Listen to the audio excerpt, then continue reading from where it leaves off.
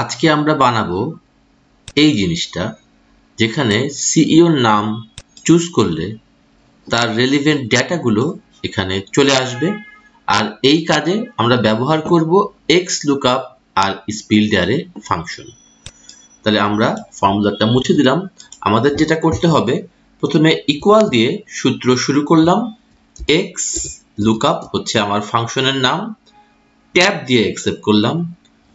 Lookup value, কোন মানটা খুঁজবো আমরা, এই যে ড্রপ ডাউনে যে সিইওর নাম আছে সেই নামটা খুঁজবো।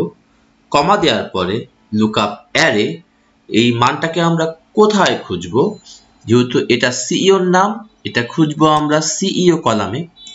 কমা দেওয়ার পরে খুঁজে যদি পাই কোন জায়গা থেকে উত্তরটা আসবে, উত্তরটা আসবে কোম্পানি, এইজ এবং স্যালারি, এই তিনটা কলাম থেকে।